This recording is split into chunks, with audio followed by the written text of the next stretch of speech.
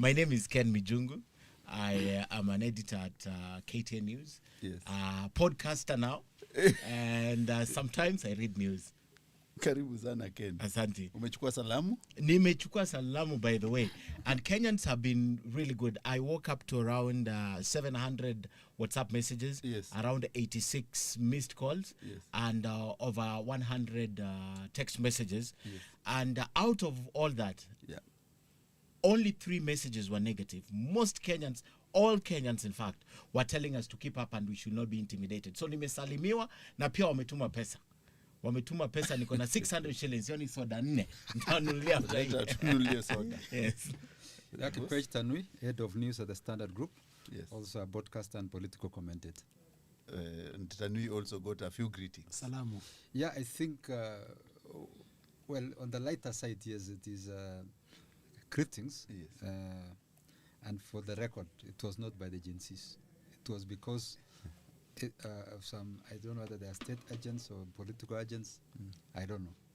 But the most painful thing in all this, despite putting on the veneer of confidence, is the fact that your privacy has been taken away and your number has been circulated everywhere. Well, like Ken, I got some money. People were very generous. 1 shilling here, 5 shillings. The highest denomination I got was 50 shillings.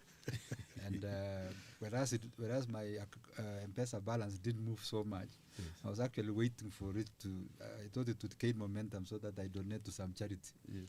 And I had already thought of a children's home that really need money. If you have money you want to throw around just to know whether this is my number. Yes. And I can aggregate and get 100,000. Yes. I'll very happily call you guys and say, let us take this money to a children's home.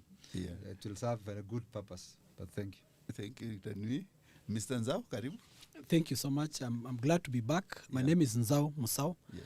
I work with the Frederick Norman Foundation, Yeah. a German political foundation. And I'm glad to be here on a day when the Kenyan media is restating its place in the democracy. You saw the demos that have been ongoing. I'm surprised, Charles, you're here. Should have been out in the streets. I should have been in the streets, but we were, by that time, the salamu zilikuwa nyingi, so we had to hold the fort down. Okay. Yeah. And I'm Charles Otieno, I'm your host. So, gentlemen, I think we'll start today a bit slower. The President, William Ruto, has made an announcement of his remaining part of government, the cabinet positions, not fully constituted. I don't know what was your first reaction, Tanui, when you saw the President walking up the stairs, that lonely walk again to announce the cabinet secretaries. Will you allow me to be a bit cheeky? Yes. And please do not, I hope Kenyans will not misinterpret the analogy I would use. And I've always said, Yes. because we know politics is about 3 things. It's about power, influence, and money. It's about what's in that space, what can you do to exercise power. That's politics. The definition of politics that I find very convenient, always from my university days, is that politics is the ability by A to make B do what B would not otherwise have done. Yeah. If I were able to make you do what you not do, that is politics. It's about influence that I have. You may not like it, but there's something that you have to do for your own sake that I am the one pressuring, and it's then that you say you have achieved that.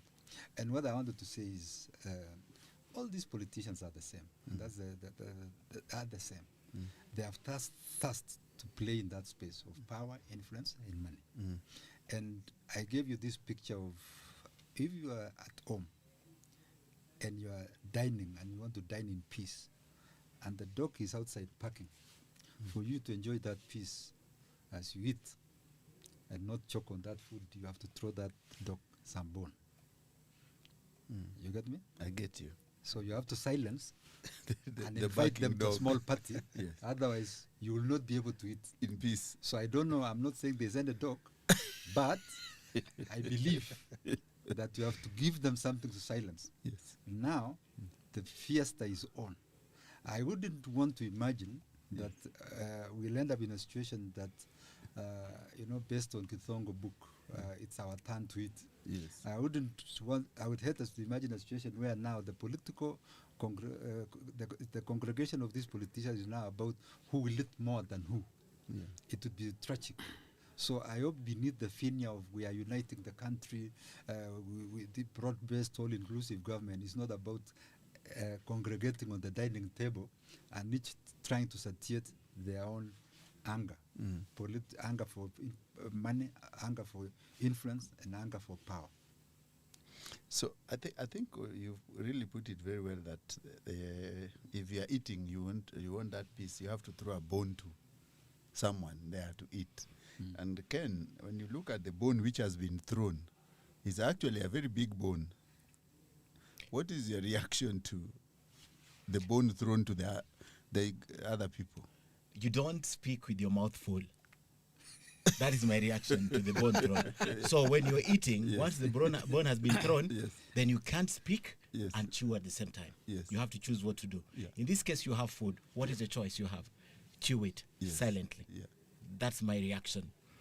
But the lonely walk, I don't think today it was a lonely walk as it has been in the past few weeks. The last 2 times, the president has appeared with Musalia Mudavadi and Rigathi Gachagua, the 3-man cabinet. They've always been together in the last 2 press conferences. So I think the president is not as lonely as he was on the 25th of June and the 27th of June and the subsequent press conferences. So today I think we saw a man who even forgot his notes for the first time. He forgot his notes. The secretive notes that were not so secret, that by today 9 a.m. people are bundling those names tragically accurately to the name and docket. So it was not so secret. It was known. But what I would say about this, Charles, today is the president has solved his 2027 question permanently.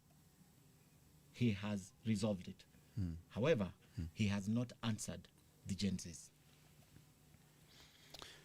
Wow. So, Nzau, Ken is saying the president has resolved the 2027 question.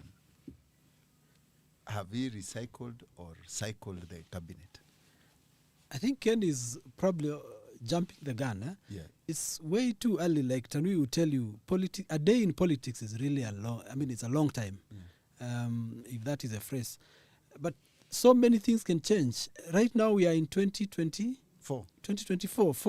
Is it 3 years away to the next general election, right?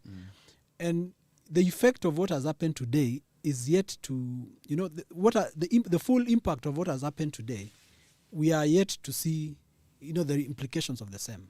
Number one, we are assuming that this is going to solve the issues that Gen Zs have raised, when in fact, it is more or less like we have hijacked a process. These Gen Zs were, they were pitching for, like a reset of our values, our national values, so that we take a completely new direction, not just about sharing power.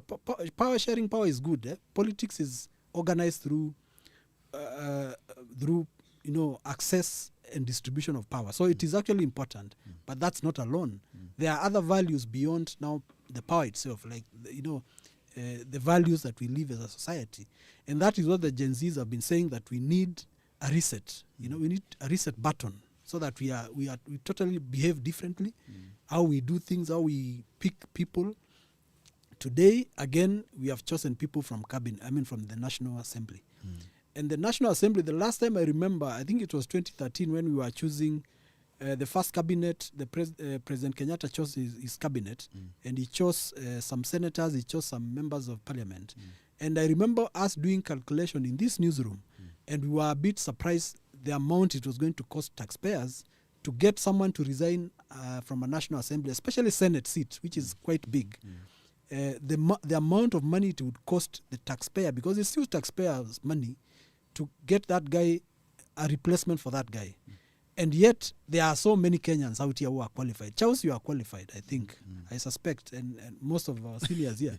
So, what I'm saying is that it is a bit early to indicate what in my opinion, what Ken is saying, solving the question. He might have just complicated it a bit more. Don't forget that already in AZIMIO now is split. Even ODM itself is already split by the events of today, because some people are expecting cabinet positions probably they did not get. Some people also want to identify with Gen Z. They are seeing the moment.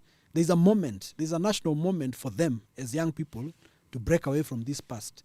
So I don't know. We will probably feel the full implications in the next few days. For now, I would think we'd rather just, like we say in my community, you just set your eyes.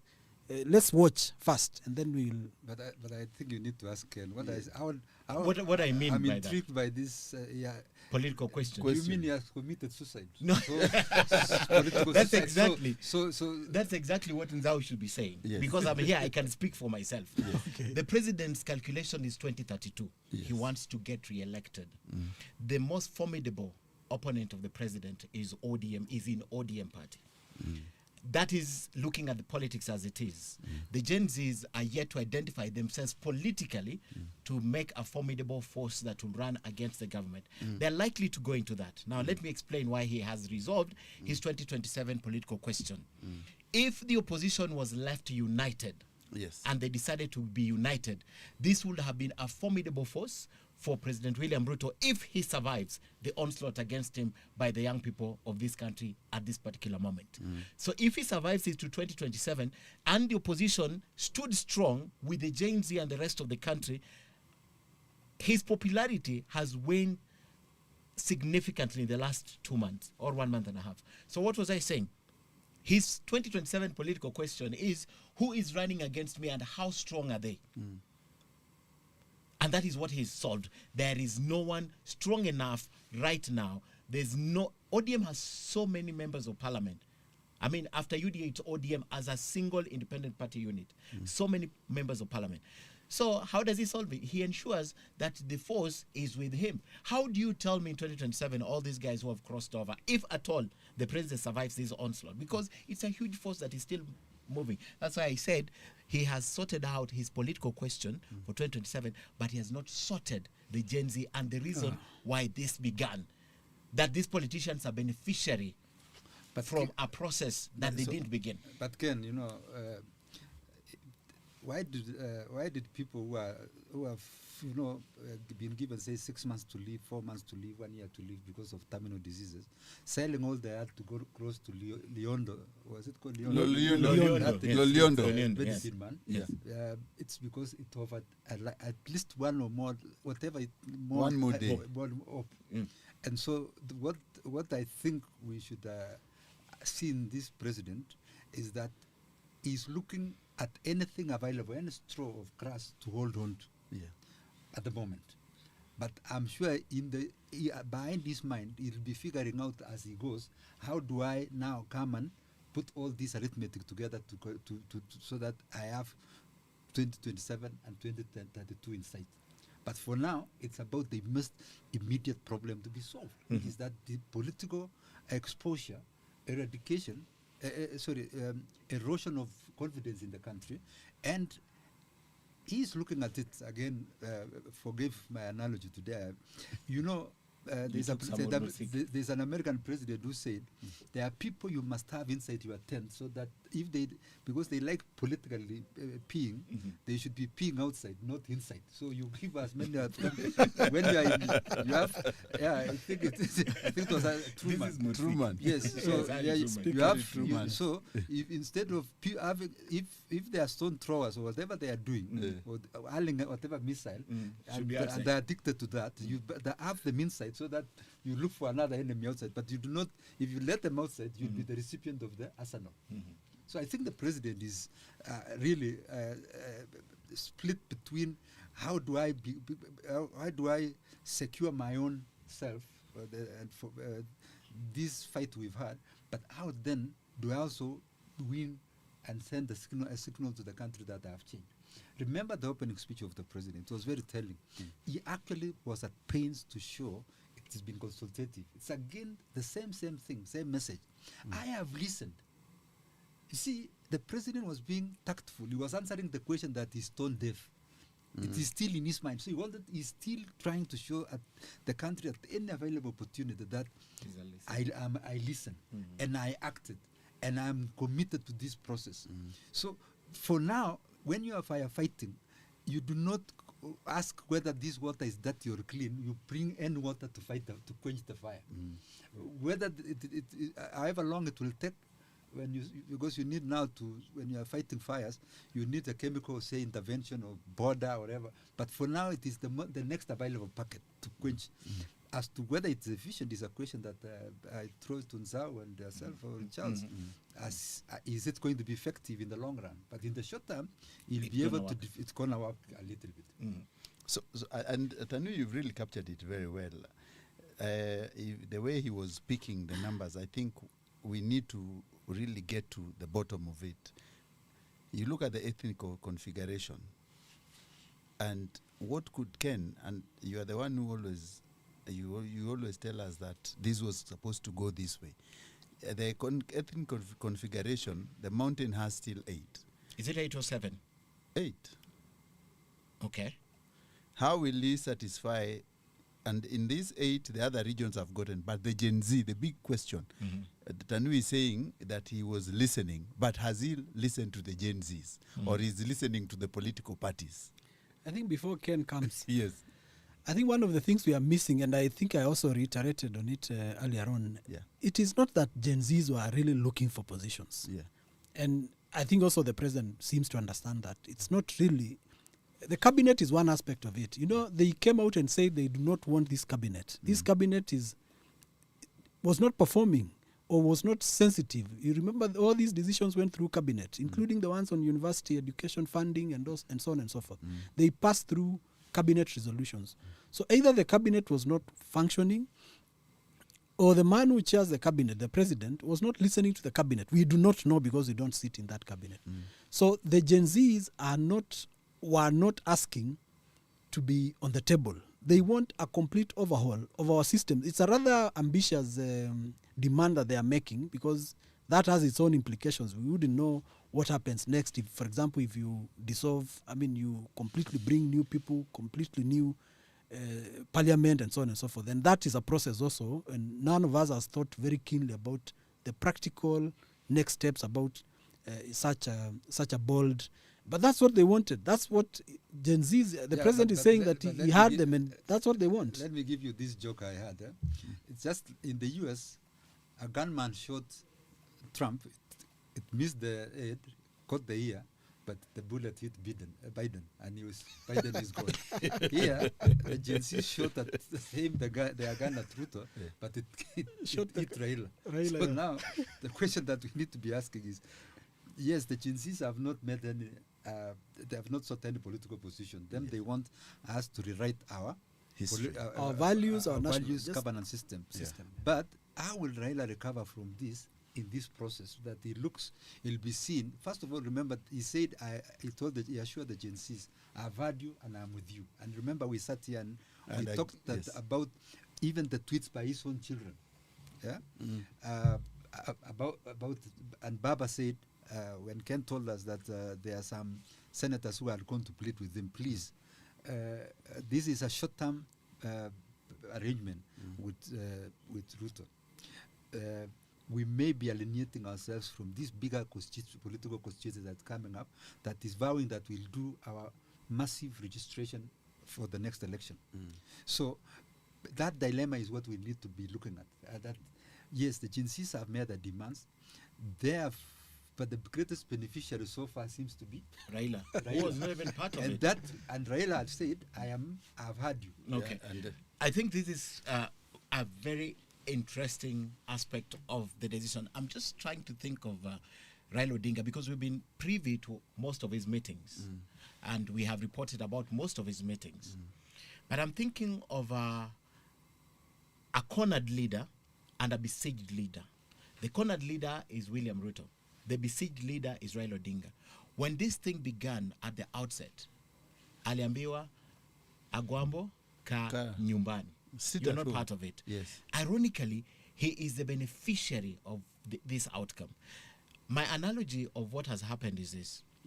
Raila got to a point that he needed to start thinking about himself rather than the country. He has been seen to sacrifice so much for Kenya, yet he's never been rewarded. He has been vilified and accused of not being serious when he's running for president. He's never wanted to be president, but he's always wanted to be part of the government. And all the subsequent 4 governments he's been in them. This is just his government, what should have been there in 2007, just coming to life 16 years later, or 17 years later. 2007, 2024. So I'm looking at a leader who sat and thought deeply, and asked himself, what is more important to me as an individual at this particular point? Do I think about country first? Do I think about Raila first? Yes. And Raila thought about Raila first this time round. For the first time, Raila has thought about himself and what benefits him, not what benefits the country. What about the coalition? But the assumption... Exactly. The reward. He is my proxy. Yeah. If he gets something today, you bet out of 10 he'll call Ken. He's rewarded the people who've been steadfast. And if you want to know I'm right, look at Mbadi's statement in Siaya over the weekend. He stood out and vilified and accused James Orengo and dismissed everyone who was right. He already knew. Yeah, but the question I wanted to ask is this. Why do we think Raila is his own person now, his own man? Is he in control of the situation or people are controlling Yes. him?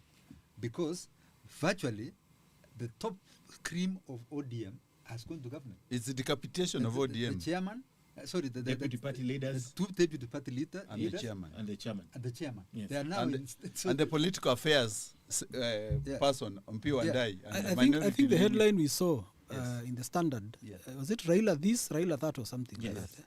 That captures exactly the situation Raila is in at the moment. And to answer what Tanui is saying, he is not himself. I mean, he's not the one. He's control. He's not in control because things are moving very fast. He's receiving a lot of pressure from both directions, from the young people. Don't forget, there is a younger wing of ODM which is very ambitious, and they are looking beyond Baba. They are also now the old guys who really are looking for something right now. You know, they are on their exit, whatever. So, and even Raila himself now, you remember there is also the AU bid, and there is also 2027. So there is a combination of pressures which don't make Raila to be his own man at this point in time. So the decisions, and we have seen it for ourselves, since last week when he went to Kware Place, they addressed a rally there, and if you remember, he flip-flopped. And the whole of that week he was taking this decision, he takes another decision. He takes the opposite completely. So he's completely unpredictable at the moment, but it's not really. And we are waiting to see what he's going to say. His first statement after this cabinet, I'm not quite sure whether he has already spoken. No. It is really important to hear what he says after the cabinet has been announced. And the place of, because Tanui was asking about the coalition, and Ken is being a politician himself, because he only answered about ODM. What about the coalition? That's what I said. I was good about the coalition. Because I've answered the question of the coalition in the last 2 weeks. First alone, secondly after Martha Karua, and the last podcast we had. The coalition took a stand. And remember, we have 18 or 19 cabinet secretaries right now. 19. So there are 2 more. But the coalition already took a stand. When we last spoke, we said, Raila Odinga na Pima, ground in Asemaje. He wants to see, last week we had the exclusive that Raila Odinga had told William Ruto on Friday, hold on, announce your side. Let's see what Kenyans say. Let's see how they react to the nominations. Then we can proceed. And then he has done that today. So the coalition has taken a stand. The tweet that was sent by Martha Karua, if I can just find it, would tell you exactly what the coalition side is thinking. Martha Karua said this straight after that announcement. Martha Karua, let me just find it. She said a very short sentence. She said, let every person stand by the courage of their convictions. That is what Martha Karua tweeted straight after the cabinet nomination. It tells you their conviction is don't join William Ruto's side. Kalonzo Musyoka has been very explicit in this. Eugene Wamalwa has been very explicit in this. Kalonzo Musyoka has been very explicit in this. And Martha Karua, the 3 have been very explicit. It's only ODM that flip-flopped. They were not sure where to stand. Do we take, do we not take? Then wakapima weather kidogo, wakaona, Kenyans ultimately, they'll accept these things, you know? Yes. And that's what they hope. So the question now question is, will it work to their advantage or not? Yes. Because the clouds are still gathering. It's yet to rain. the clouds. But so will it work for them? Are they getting the umbrella to shelter or not? I think that's the most important question going forward now. So, Tanui, what does this appointment mean for Raila? You know, I'm one person who believes in that we got the meaning of the Moi's name wrong. Yeah. In what you are learning from him, that actually, and as I've said before, probably it actually meant MOI, my own interests. Yes. And that is the politics of the professor. Yeah. So what we are trying to overthink the issues that these politicians are dealing with. But one thing that we are pushing under the carpet is that it is in the end about their interests. Interest is what matters. If you look at all the people that Raila appointed, I think except Oparanya, the rest have said they have no business being in this government. Yes. Mbadi was very clear. If this is the kind of skunk cabinet that Ruto wants, let him have it will fail. Yeah. But he's now coming to help Ruto fix the economic problem. The economic agenda, Treasury is now basically under Raila's docket in government. The executive ministry. Yes. So what Ruto would be saying is from now henceforth, who is the Treasury? You talked about Dungu, he has paved way. The national debt, the issue of taxation, the issue of all these meeting the targets. It's now solely on Mbadi. He had said, I never want to work in this government. Joho actually questioned a bit of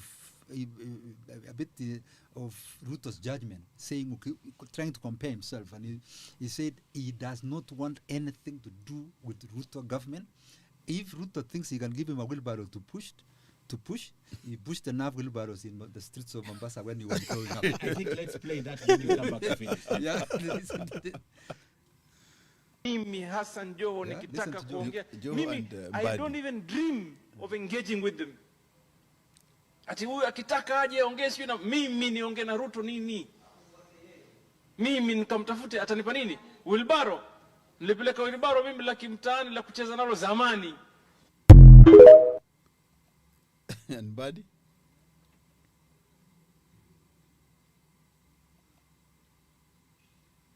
President Ruto, his skunk. Let us not interfere with it. We give it to him. He has asked for it. Let us give him his cabinet. We know he's going to run the government from State House. These are not people who can run a government. Apart from a few individuals who are not even more than 8, the rest are incompetent, unqualified, have integrity issues, are people who cannot deliver this country from where it is to the next level that we want the country to move in. Thank you, Mr. Speaker, and I will oppose most of the names. And I think on that note, we should have had Raila saying he has no, the Mandamano was not opposed joining government. He himself said. Yes. So what has happened now is the dominance of personal interests. And when you look at it, the way it will play out is if Kenyans will buy the idea that if they help fix the Ruto's government issues, who will take credit? Will it be Ruto? Will Kenyans understand that it was the entry of Raila? Remember, there is one silent person in all this process called Kashagwa. Yes. He had said, hii mtu akiingia ndio sasa uchawi inaingia. Many things. He said, in fact, he belongs to be a box, private bank, Bondo. And he said, everything has fallen apart in any government that Raila has gone into. And therefore, what are the like-minded people saying? You went for a fight. You declare that we have no time, we want Raila to retire. Today, you are handing him over instruments of assistance. You are calling him over. You are not forming government because the new cabinet because you want him to have a hand in it. Yeah. So the issue is then that those interests, how far will it take them? Raila Odinga Yes. remains every president's band-aid. What do you Whenever mean there's a band-aid? problem, What do you mean they call him in to sort it out. Yes. Yes, that's what I mean. He remains every government's band-aid. From the late Moi to Kibaki, it was more visible in Uhuru's government and now in President Ruto's government. President Ruto never needed Raila Odinga to sort out his problem. But he's coming in, and Ruto is hoping that this hymo stopped by Raila Odinga. He is my band-aid. For me to survive, the MO1, For me to survive, I need Raila Odinga on my side. And the crucial thing they are forgetting, or this government is forgetting, is what Nzau said. Have they addressed the issues of the Gen Z, what these guys wanted? The people who caused this crisis, for the first time, we saw a government in crisis, cornered, pushed to the wall. Now, Ruto is hoping that he's not going to go through the wall, bringing Raila into his team, or bringing Raila's people. In other words, let's silence this section of discordance. Let's silence this section of noisemakers, in quotes, right? And the biggest noisemakers in this country have been the opposition for the last few years, or for the last few governments. So if you silence the opposition, then you hope that that dog that is being thrown something will begin to eat, and they'll be silent, and you can eat in peace. But it's not going to happen because, simply because he has not addressed the elephant in the room, governance. And that is what these people want. So to the Gen Z, if you look at the conversation online again, is anguka now what? Anguka now what? Everyone who's coming, sasa anguka now. So it's not only Ruto falling now. Yes. It's not only Ruto you're telling to go home, but now you're finding a platform to tell everyone else to go. That is the conversation online right now. So Nzau, and Ken is saying anguka now what? Raila has been handed this monkey of carrying the policy, the bottom up. Does Ruto now shift politically or economically from his bottom up policy?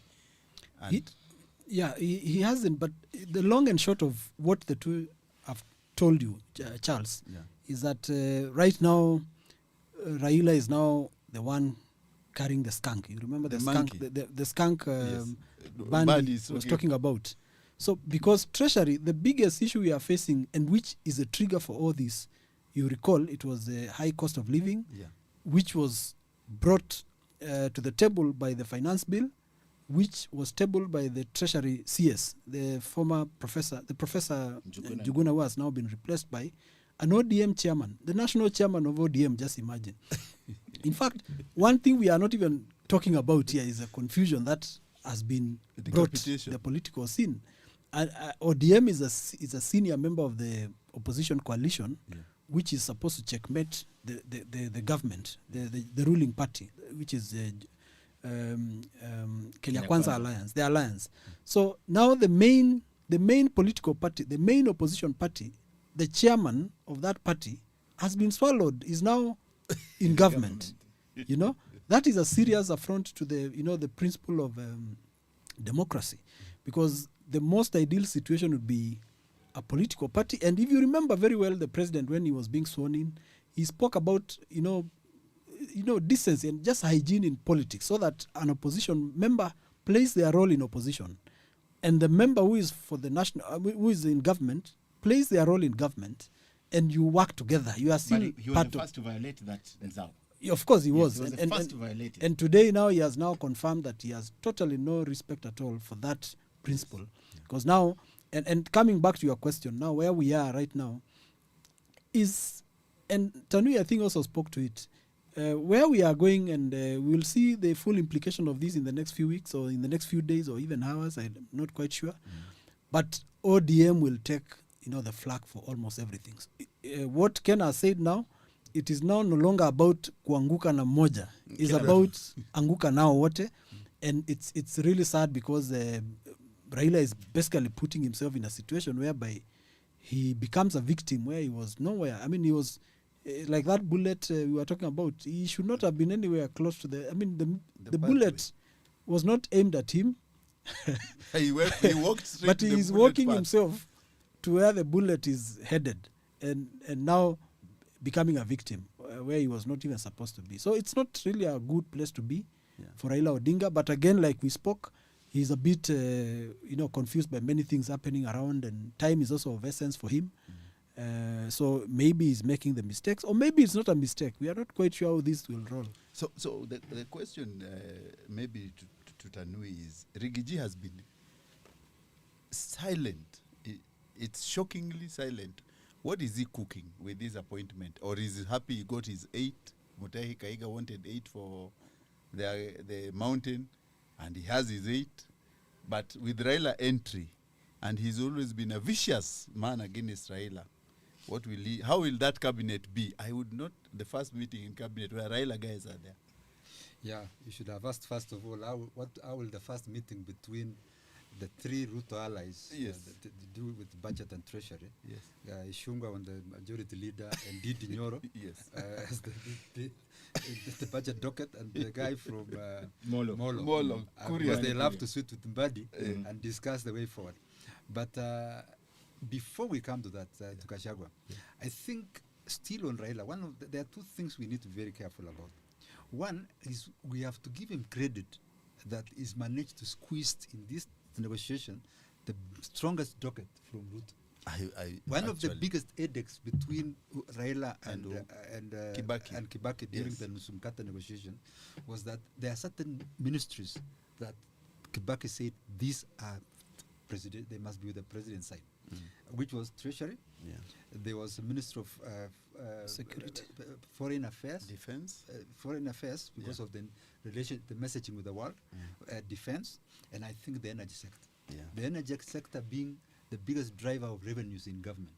But the two are actually with Raila. That either is a measure of desperation by the president or an endorsement of the fact that he could do anything to get Raila. But on the other aspect that we need to look at, the second level, the other negotiation was based on, was structured and anchored by law, because it was two sides coming. Here we have one that is just based on oral assurance by the president. There is nothing anchored in law. So Raila must have really banked on the trust of Ruto. So I don't know what has happened between them, that there is now a trust that, yes, my people will not be humiliated. They will play the role that they did. Because Raila has tested the pain of betrayal, coming into with the government, saying we are sharing with Kibaki, and he tried even that time to fire Ruto and Hungarian, he couldn't. He couldn't. He started complaining about the quality of the carpet. I mean, so he knows very well what he's walking into. What I'm still figuring out is what makes him trust Ruto at this stage in time. Ruto could be frustrated, but he's ever the sly and cunning politician. If he feels that the waters are too rough and his boat may capsize, he may need this engineer from Nairobi University, German, to help squeeze one bolt here and there and cross. But once there is assurance that he'll reach the shore, will he still hold on to Raila people? So it is something that hypothetically, but I'll come to Gachagua first. I think.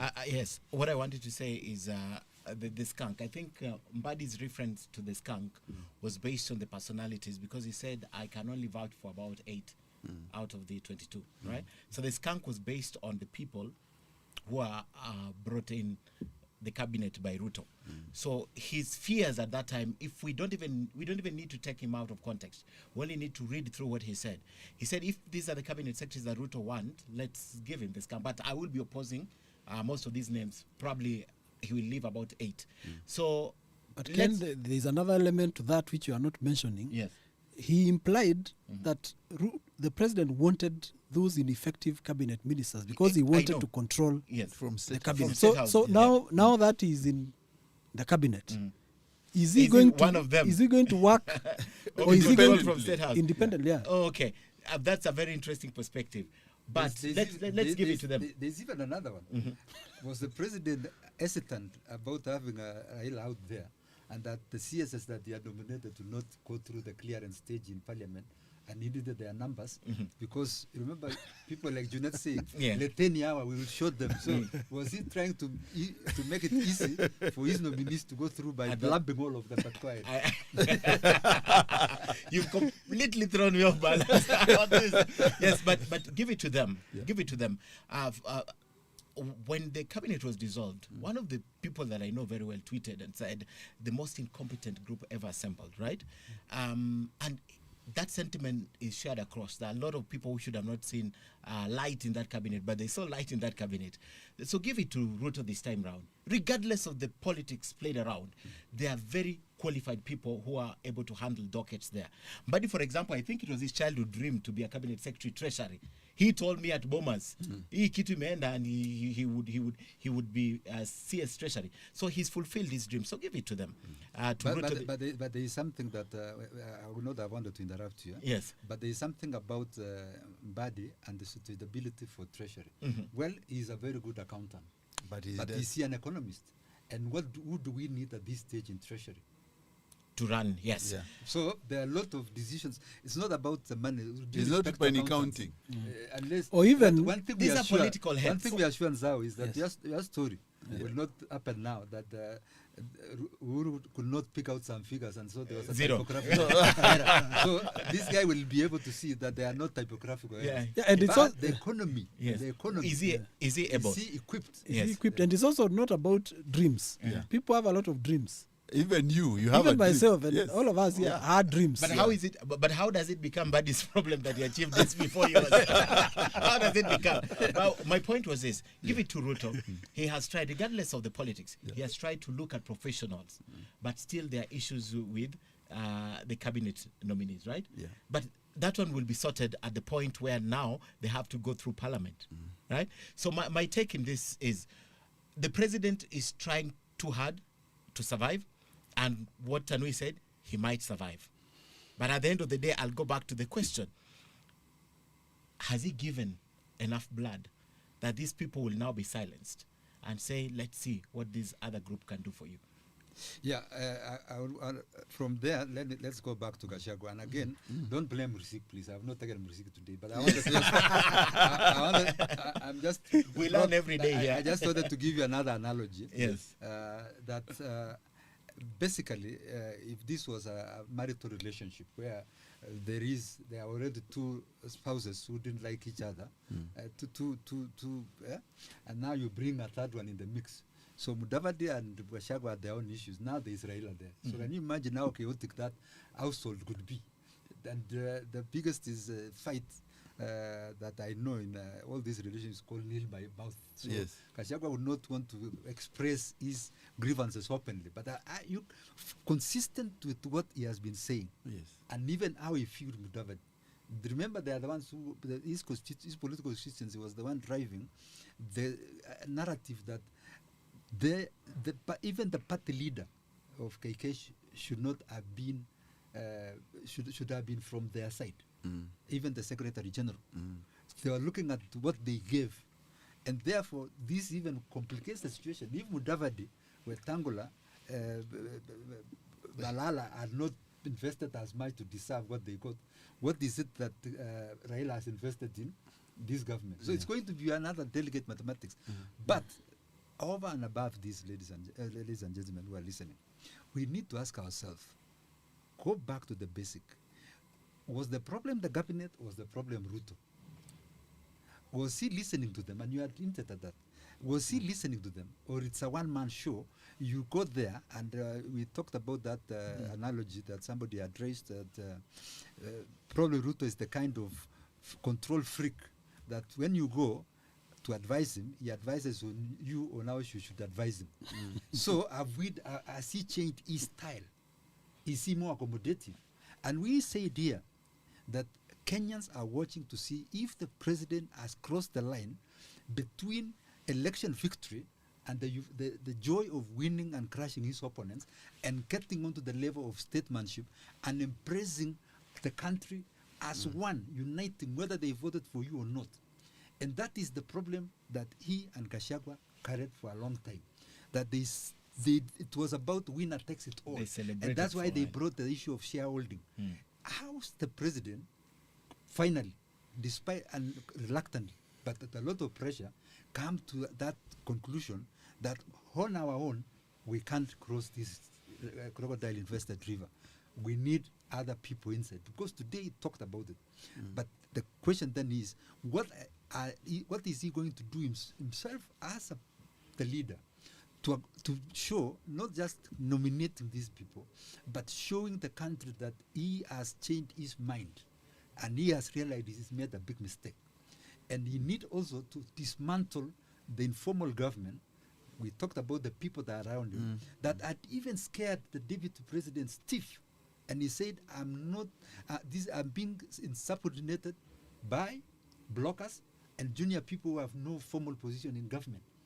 And he mentioned Farouk Kibet as the president termed them, and therefore will he, as he changed the rule of the book that has been guiding him.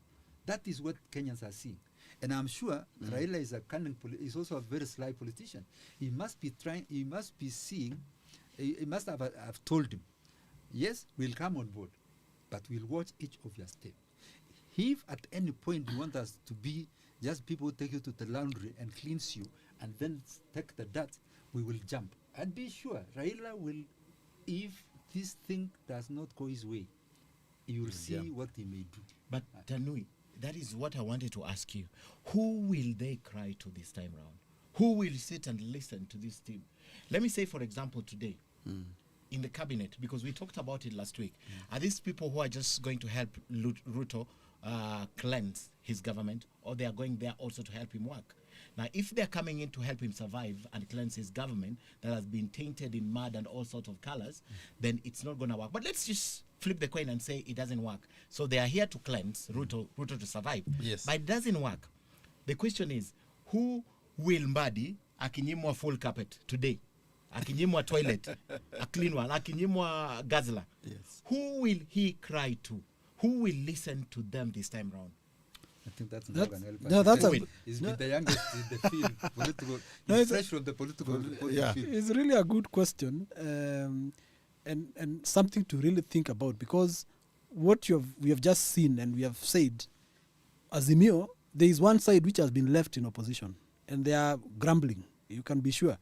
Kalonzo side, Martha, they are all complaining about that. Then number two, you have Gen Zs. Yeah, Kioni side, Kina Peter Munya and so on. Then you also have the Gen Zs themselves, who are the driver and the cause for this. You know, they are the ones who trigger this, windfall, for, if you can call it that, for ODM. So there is also that side. And then there is an element Tanui has just alluded about, the fact that when you come to government at this point in time, you are a bit late. You know, the kitchen cabinet, the people you spoke about, the ones who are, the deputy president was complaining about, they are still in charge. And remember, those guys do not have cabinet positions. They do not have anything to resign from. You know, like the way cabinet was dissolved.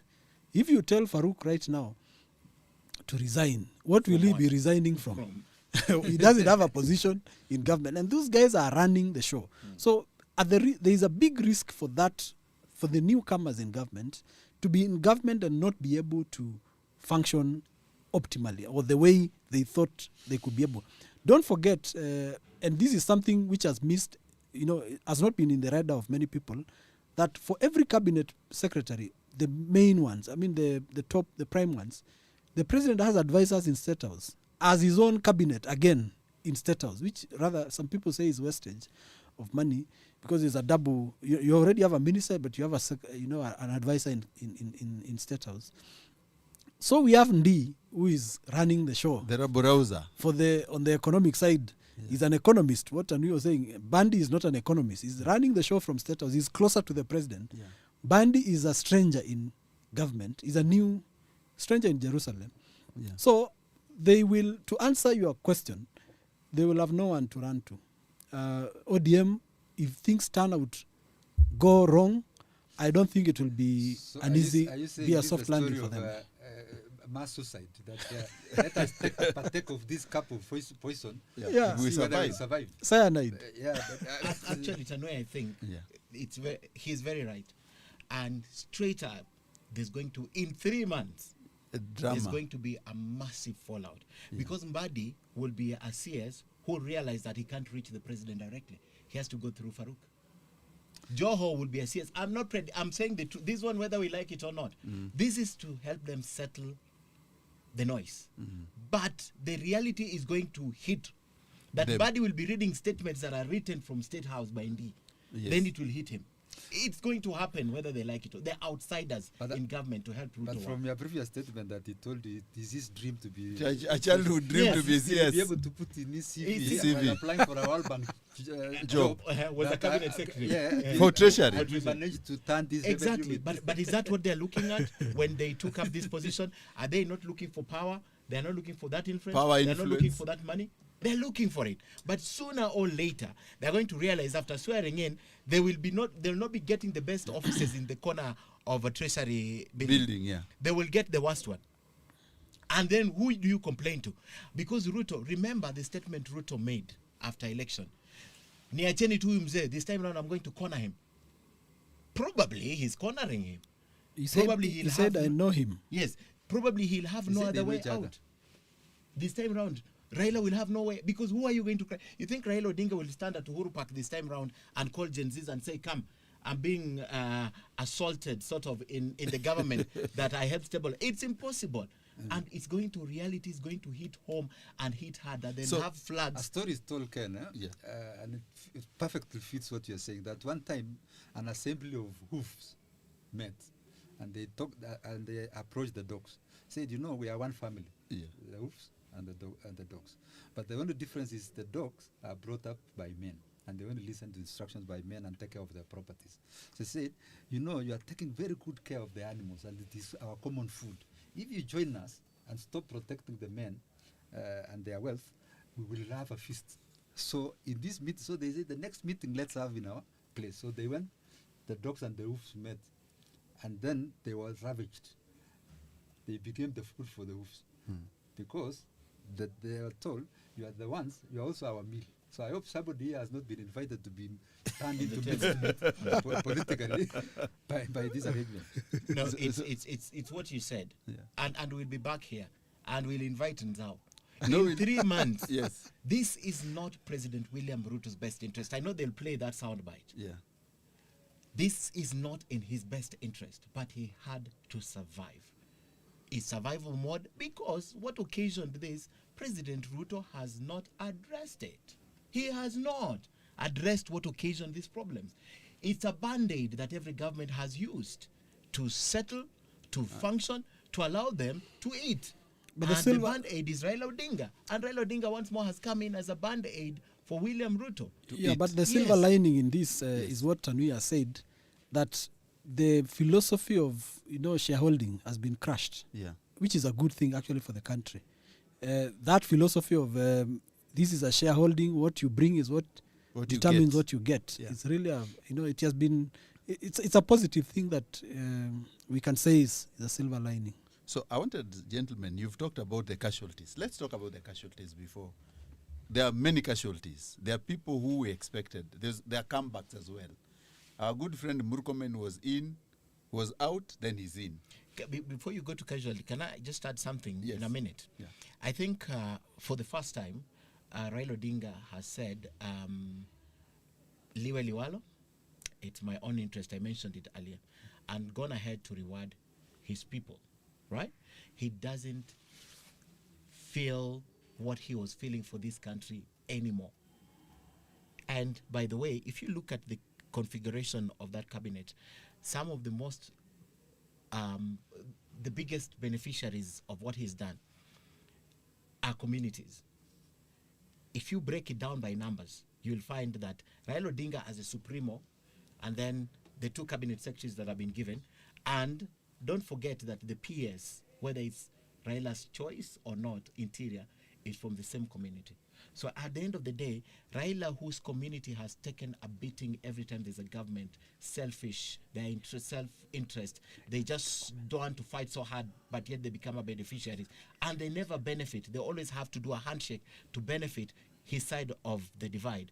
Finally, Raila has managed to get that without breaking a sweat, thanks to the agency. So that also must be mentioned, that for the first time, Raila has gotten what he wants without necessarily coming out as Raila Odinga and speaking at the top of his voice to get something for his own side of the community. That we also have to admit, for the last successive governments, has taken a beating for being outside the government. So I'm speaking Mbadi's language. Who said that it's only Luos who have to be in the opposition. Now they've answered that question today, that someone else can take the opposition. Martha Karua, Eugene Wamalwa, Jeremiah Kioni, Kalonzo Musyoka can now run away with the Gen Zs and form an opposition, because to Raila, I'm done with this. Wow. Nzau, there's a statement you said allude. Tanui does not Does allude. not I've like it. remembered.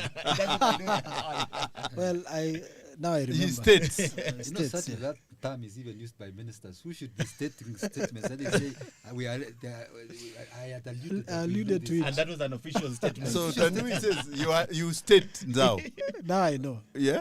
Now I know. So let's go to the casualties, Ken, or Nzau. There are many casualties there, or Tanui. You've seen casualties. There are guys we didn't expect to make it to the cabinet. There are newcomers we don't even know, like the Stella Soy. I don't know her CV. Has someone seen it?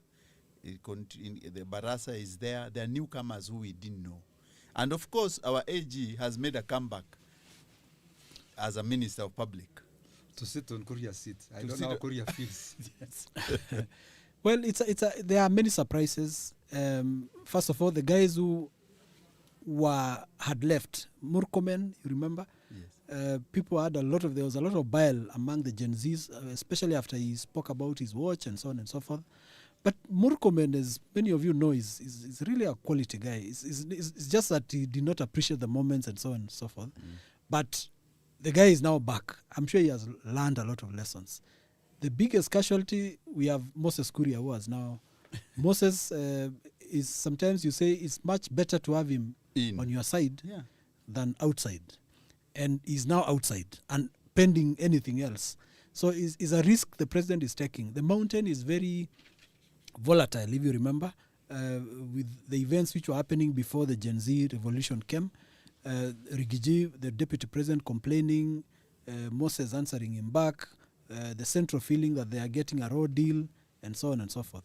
So, to have Moses outside is a big risk. It's much more of a risk than an opportunity for the president to get someone else from that side. But then we also have other guys who have made a comeback. Alfred Mutua, who now, I think, he should be the only now cabinet secretary from that side of the region where he comes from. So representing the side which the opposition leader Kalonzo has not made decision. So Yes. there were two cabinet slots for that side in the previous cabinet. So one is gone, probably in a different direction, but maybe it will come back. So Mutua is a surprise, and I think it's such a relief for him, because this is a man who sacrificed, basically refused to join the dominant party of that area, which was Wiper, and went on his own against the grain and got into the cabinet, and he has been saved. So if he was out of the cabinet now, it would be a totally different story. So now there's Mutua. So there are a number of people who have come as a surprise, comebacks.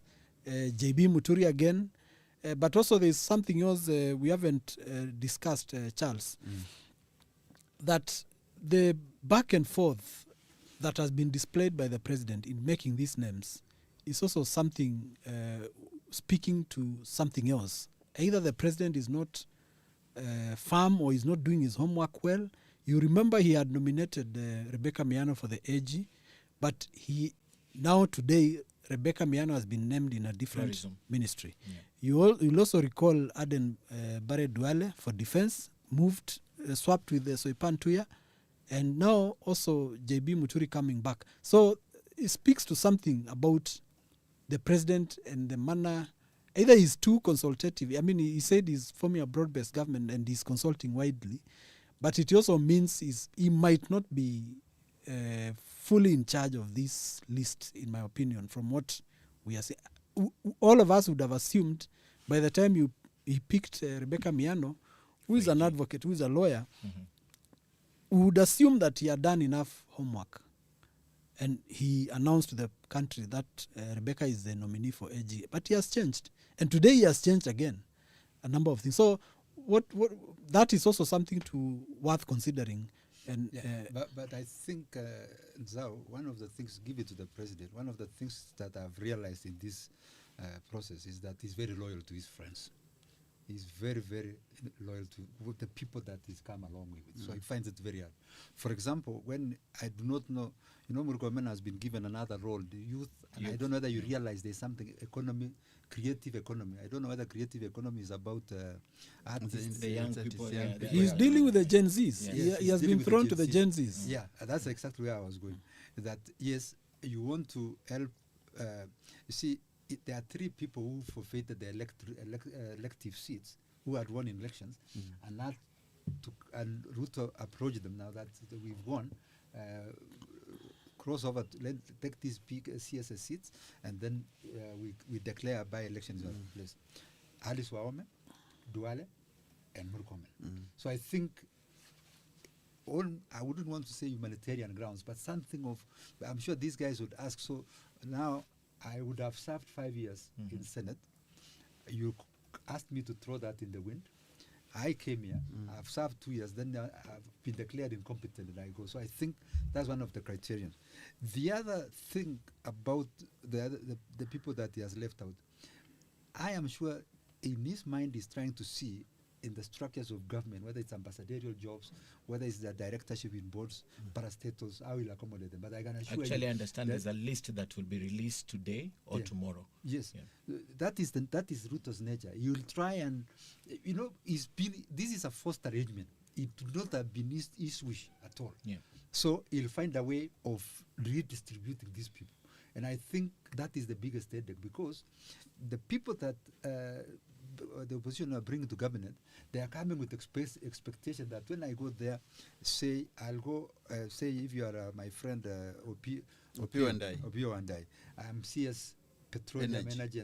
So I'm looking at KenGen, I'm looking at Kenya Pipeline, KenGen, Geothermal Authority, I'm looking at Ketraco, Kenya Power, and I have this delusion that when I go there, I'll fix a few of my guys. He may find that there's the same struggle Ruto has, that how do I keep these people who have? So it's a lot of mathematics, but I am sure that there are people that he will have to think about how to bring them on, how to deal with, including that Korea, including Professor Ndungu himself, who was at the Treasury. Very loyal. But we understand that he had also wanted to resign at some point. Yeah, but then, such a person, you give the honor of you decide. To decide. But now, these are confirmation of incompetence. If you're saying, I've removed them. I just wanted to look at that list. There is a man from my place, Chelugui. Yeah, where is he? Assure you, if we are going to talk about the politics of the Kalenjin, they'll say, okay, we've been outmaneuvered, so there's no token in cabinet. It was only Chelugui that was keeping us in cabinet. Some semblance of presence. I'm saying so that tongue in cheek. Owalo. Eliud. Owalo. He's through the media rooms like, oh my goodness. Malo is gone. In his work, he wakes up today, there's no journalist available for him to insult or show his arrogance and pride that, yes, I am How could we have forgotten Owalo? Owalo. Oh my goodness. In fact, I saw somebody asking, so will you continue distributing beans and maize in Nyanza, and holding meetings about promoting Gormaya? There is one guy, the former lands minister, is called Sagari. Before Zachary Mwangi. Yeah, I'm told that one is only the safe. Is in a very safe place because nobody knows he was there. Nobody knows he was dropped. And so I also read somewhere that he could be the guy sitting next to you in a matatu. And you don't know. And you didn't know it. Then there is Linturi. Jumwa and the waste, the politics of the waste. As the dance finally come to a certain Jumwa. She also compromised, not going for governor. Yes. Not to mention that she was appointed while facing a murder case. There is Linturi. But Linturi and Mashoku are, I think, on their own class because it seems that they had a say in who was to take their position. Linturi picked his personal assistant and Mashoku is running mate in Kisi for governor seat. So, but generally... No, you are forgetting a Babu Namwamba. No, I was coming to him because if things were, if the boat was not rocked, he would be in Paris now, displaying his bling and his youthful and chickish nature about our at Leeds. And remember, he went at a point when he was being asked, because people, I don't know, for a reason, people don't trust Ababu. So they had asked about the list of who is it, because they think it takes celebs and friends and, but he would be in Paris as we speak, enjoying, buying perfumes and pleasing his friends. But now it came to a certain stop. But I can assure you, knowing him, he'll find a way of coming back. Okay, but not to the cabinet. Not to the cabinet. Not to the cabinet. I suspect, I'm not sure, but I suspect because the way the mathematics was done in terms of the distribution is that 7 were to come from the opposition side. And so Raila has given 4. Yeah. And we were in a meeting where it was clear that he wanted 5, but he was forced to cede, and he's come to 4. So it means the 2 slots, the Attorney General and the slot of the East African Community docket, may actually be Kalonzo's if he agrees to and it will not be out of this. It's not beyond any imagination that if on behalf of DAP, the fertilizer party, Kanye is associated DAP with fertilizer. That is my former mate at the University, Eugene Wamalwa. If he would accept, he could be the Attorney General. I don't know, but I'm just saying. There's a criteria you also forgot when you mentioned about the people he had to retain. Kwambuvi na Mbivu. Kwambichi na Mbivu. Mbivu na Mbichi. So aside from that, please don't cross the red line. I see. For example, someone like Dr. Alfred Mutua had to come back, not for any particular reason that he's the best worker, but because there are people who sacrificed their presidential ambition to Which be with presidential the president. ambition? He was running through Chap Chap. He was running for president through and launched a very colorful campaign at KICC. Apart from that, Nzau knows the cumbersome people very well. Yeah, but he couldn't because of that. Look at all of them. Moses Wetangula became the speaker. Kingi, who was initially in AZIMIO, became the speaker of the Senate. Right? Musalia Mudavadi, with the Ford Kenya, is now the prime cabinet secretary. ANC.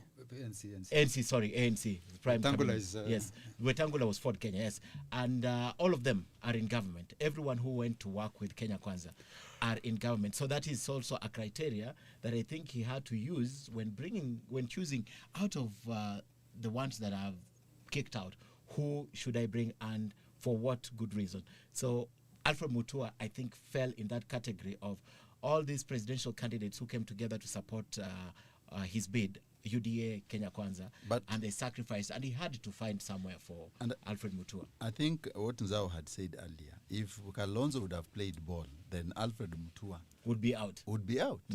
It doesn't matter whether he was a presidential candidate or not. But it's not too late with what is happening with the president. He has been changing these names every day. He might just wake so up I don't know and send an amendment. I don't know. But in that moment of delay when he kept saying, hold your horses. Hold your horses. I wanted to see whether there was some earpiece. Some earpiece. Giving fresh instructions. Please, on that list, give me a fresh one. Remove so and so. But at some point, I saw him sort of typing, whether I was searching for that document or not, but it looked like he was typing something. Well, it could be that he wanted to search the document because it said it was buried secretly, and he could not find the exact, maybe saved in a different name. So in his iPad, he couldn't get it. I don't know. But the list looked the same. I think if you check at the statement that he read, he probably saw that statement and realized these are the same names because it starts with the same names he had read before. So probably he was a bit a little bit confused. And what was given to him was still the same statement. But so, gentlemen, I want us to conclude because of time, I think, and the ethnic configuration. Tanui, you said that in only tongue in cheek Tugen hakuna minister. Hakuna Tugen hata moja sasa. Hata Suba hakuna. Lakini wasabauti watasema pia tuko na Pokot. But Tugen had produced a president for 24 years, so they are used to being in cabinet. So but that's on a lighter note. But there are communities also that people are asking, like the Nandi where the president comes. So the president has had to pay some price because now they have the presidency. Yeah, you have so they have the presidency and the head of public service. So I think he will be dealing with those issues. But I think you can't blame him. You can't have your cake and eat it. That's where the president, he's juggling so many balls. and that's why I actually agree with Nzau. Even if you're in that list, you are not sure whether it will reach Parliament. Maybe when it goes to Parliament, there will be 2 names that have dropped. And someone else come in. Somebody else has come in. Yeah. So those guys, if they were not praying, they should be praying and praying very hard. Now the president does not meet other people who will tell him, yani we have given too much to Raila. Ni hivi kweli tumekubali. Hey, surely, treasury. Yani kiti Bottom up. Yeah? You know, like now, Paranya is taking the position that Chelugui was. So I'm sure the people around the president, people sympathetic to Chelugui will say, okay, so this was the only minister that you had brought from Previous Uhuru's government. You mean you could not take him across that bridge for 3 years? So now you have abandoned him to bring this guy from Kakamega, who had other cases. You know, remember, Paranya actually even had issues to do with the EACC. I think. Yeah, he has cases with the ACC, yeah. Yeah. So, well, time is, like you said, a week in police is a very long time. Now, I want to ask you a question because you've been asking all the questions. James Orengo tweeted like 15 minutes ago. Yes. So he said, principle is indivisible. It's either wholly kept or wholly sacrificed. I don't know what he means. Raila has sacrificed all the principles of what he stood for, because they believed in the generation of the youth. He believed in democracy. He believed in winner takes all. Yet now he's gone back on all that. That's your interpretation. Nzau, your interpretation of... I think you will have to read that again. You know, Orengo is a very philosophical guy. You just need to get it right. So I'm not quite sure I got it. Okay, I'll read it again. Principle is indivisible. It's either wholly kept or wholly sacrificed. I think what he's saying is, if Raila says he's a principled politician, you either are principled or not. So you cannot wade into these dirty waters and then you say you're you're still keeping your principles. That's the way I understand it. So you are technically saying you have shown us you have no principle. Yeah, and if you remember, James, over the weekend, he actually restated that he had already given that indication that I mean, you join with these, you join with these guys, you are doomed. Yeah. I mean, there's no way you can join. He was very clear. That's why he was fighting with John Bundy. But isn't that one indicator of the direction that ODM politics or Raila politics is taking? That this a guy politically had burned his fingers by differing with Raila. Remember? SDP. 2000. And him and Nyong'o. Yeah, 1996. And they were wiped out 2002. completely. And they had to crawl back, reconcile with Raila for them to have the positions there. And they've kept that position for all these years. And it is what they are now, what are governors. Now, I think what Orengo is saying is Raila has gone beyond his sell-by-date politically. So it's better we have somebody else. Okay. So he's taking courage in the fact that Raila will no longer be harmful to us. Okay. I think so. Okay.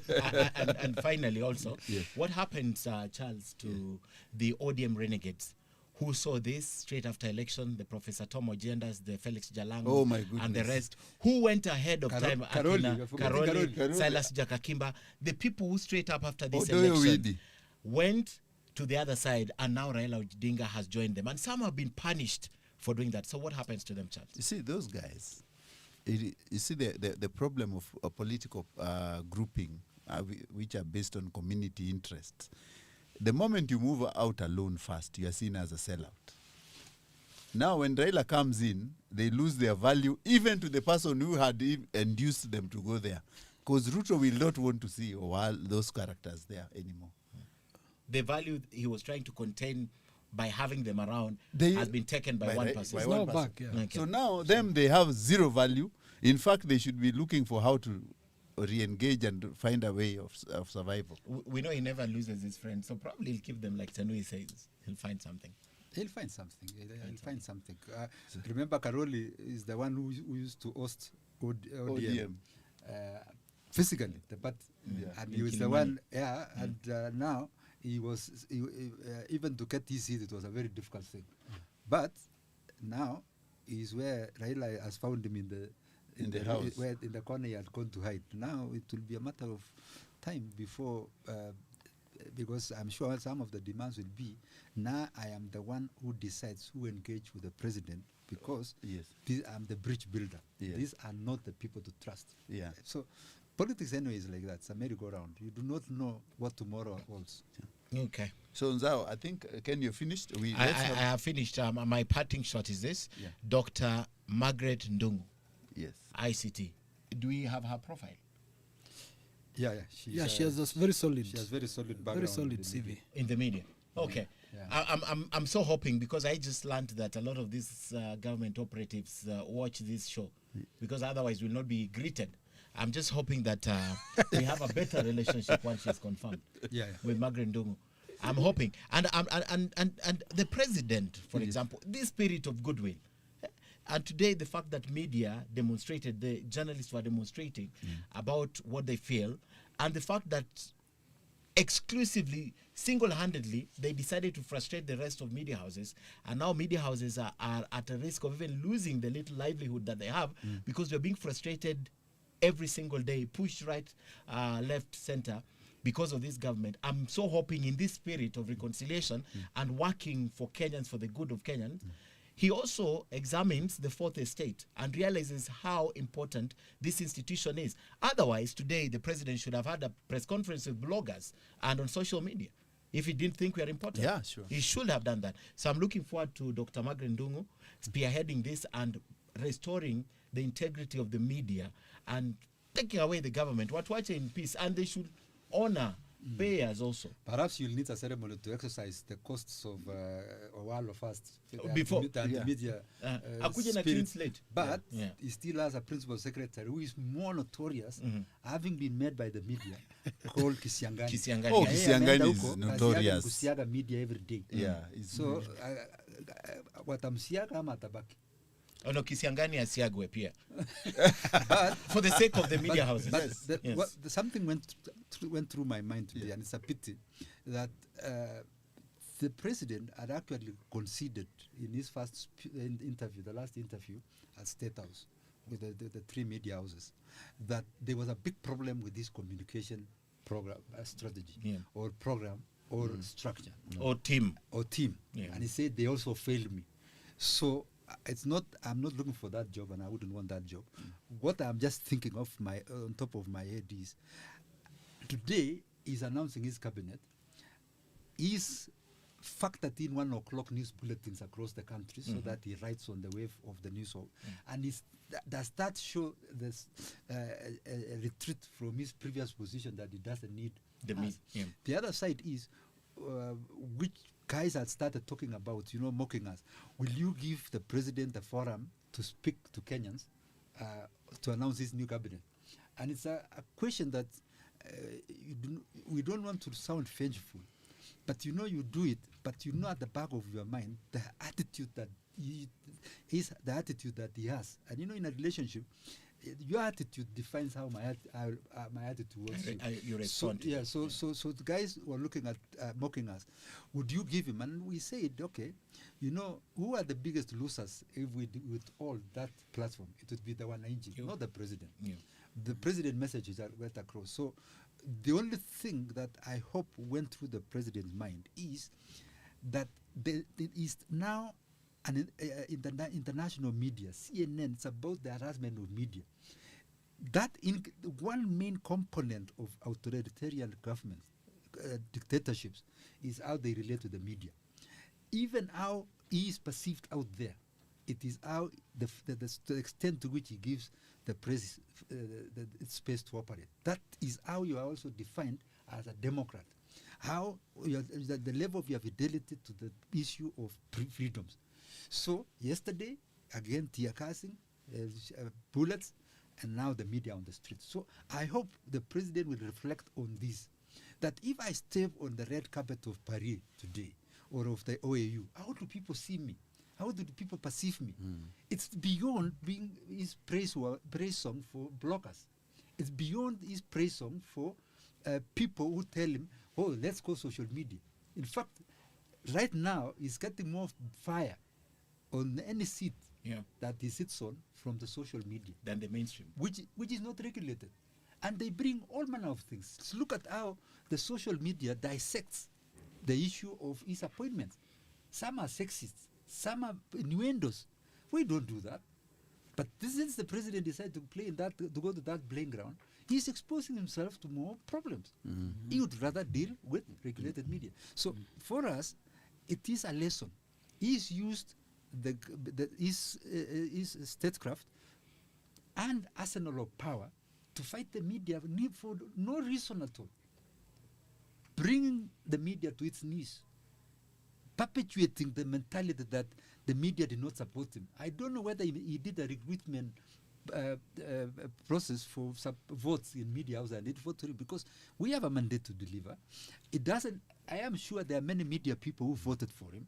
That is certain, and they are as well disappointed, like the Gen Zs who voted for him because of the freshness and the dinner sentiment that came in. So, all reflection. It's a reflection point for the president beyond what he's doing with the political front.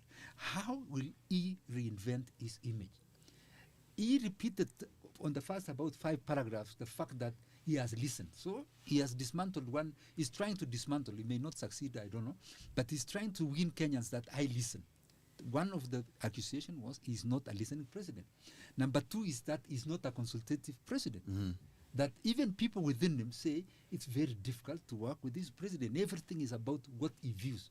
And in Naivasha, he was very clear to his minister, some of you do not send me, do not consult me on WhatsApp. And I know people here who consult.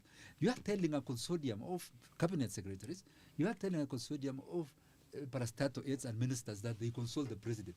What structure? Isn't that an abuse of governance structure? So if I am a minister, my peers and my parastatal chiefs are consulting the president on WhatsApp. So I will find myself, when I want to ask questions, they say, we consulted the president. The president must be a respecter of structure. There must be a way in which there is that statesmanly approach to these issues. So, and that what angers all is his attitude towards democracy. What it is not a comfortable thing, but it is what Kenyans have fought for all over the years. And if in doubt, he needs to look back and see what are the Gen Zs talking about. What is all the forces that have joined the Gen Zs? What are they talking about? The limited democratic space, non-consultation on issues to do with tax, debts. What underpins this constitution from 2010 is something called public consultation. We take it for granted. All his appointments, wherever he has served, or his restructuring of certain organs of his government, because he did not pay attention to certain things that he takes for granted. The president needs to go back to the constitution, read it. He voted against it. He voted against it. He did, yes, actually. He has no choice. He's governing using that constitution. Whether he likes it or not, whether there are aspects of it he does, he swore to defend it, uphold it. So he needs to go back and do a revision time. That whereas I am changing my attitude, my approach in this political side, I also have to go and look at the issues that Kenyans are raising about me. And remember the new police commissioner, and I wish the media would have actually gone to him with the new constitution. Maybe he's been in the police force for too long Kanja, to understand yes. that Yeah, things he doesn't understand. He declared that the demos are not allowed. And he has not even stayed in the office in 1 week. A man called Kanja. Kanja, yeah. He doesn't understand the constitution. And completely. he needs to look at it. These people would do a lot of service to themselves to avoid personal embarrassment and not being in tune with what the country is going through by going back to the constitution. And on the issue of advisors, they have advisors. I do not think those people have misadvised them. I just think they take for granted with the tablet and letter of law. But it is what binds this country. It is the most precious thing that we have. When Rex Masai was being buried, the first victim of these extrajudicial killings, the 2 symbolic instruments that hold Kenya together, that the parents were given by the Gen Zs, was the Kenyan Constitution and the Kenyan flag. When they were asked who is the leader of the Gen Zs, they said, why look for a person? It is this constitution. If you pay the constitution and live by it, we will not be where we are. And I think that's the message that the president ought to get, that he can do all this, but it will look like a movement of the musical chairs if he does not pay more attention that he wakes up every day and say which of my action today may offend which clause. True. Thank you very much. Tanui. So, Do I do my parting shot? Yes, you can do your parting Yeah, shot. He's and doing the second parting no, shot. parting shot based on what he said. Yes. I think He's was the lawyer. also- I think it was a good thing Yeah. that the president started by acknowledging the wrongs that have been done to the populace, and the president going ahead to even say the families will be compensated. I want to go further and say the phone call that President Ruto used, or took the phone line that he used the last time he was speaking to Kenyans, asking them, kama mbolea imefika. Take the phone call, Mr. President. Take that phone handset and call the parents of the 50+ individuals who lost their lives. Talk to them, console them, apologize to them as the president, call them to State House, mkunywe chai, then compensate them. Well, Nzau, before you do your parting shot, I'll throw something to you. The president was very busy that time, and you remember the song he used for his campaign? Sipangwingwi. And all of a sudden, anguka nayo. Use those two words. no, clearly amepangwa na Gen Zs. Amepangwa na Gen Zs. Yes. He made, you haven't played the clip where he said he will not allow, opposition into government. Yes. But he has now allowed them in broad daylight. He has now incorporated the things he kept complaining. So the realities of power are slightly different from when you are on the podium and you want to excite the people. Things really on the ground, unasema vitu kwa ground ni different. So that is very, very clear now to us and to all of us from seeing what the president has done in the last few days. But now to my parting shot, I agree with everything Tanui has said, and also Ken. I think it's a moment for the country. This Katiba, the Katiba which is here, next to Ken, this document, the problem we have is that we passed a document in 2010. The president, he can get away with it and say he never voted for it. But like Tanui said, he's already the president. But, we got a document and we continued like business as usual. And yet, there are certain values required of us to change in the manner we conduct ourselves. Today, we are at the media demos. Media trying to reassert its place in a democratic society. And that should never be a fight. It is a given in a democracy that media plays a very significant role. But we have seen in the last 2 years since the President Ruto came to power, through the appointed state officers like the ones we have mentioned here, claw back on media freedom in a manner that is like insulting this it's like tearing this constitution, or using it as a toilet paper. Remember, Gado once drew a very famous cartoon where he drew some people's high state officers just using this constitution as a toilet paper. And that's what has happened. The media plays a very, very key role in a democracy. And it should be respected, should be given its space. And we saw state officers working day and night to claw back, and not just claw back, but to frustrate and to basically undermine media freedom.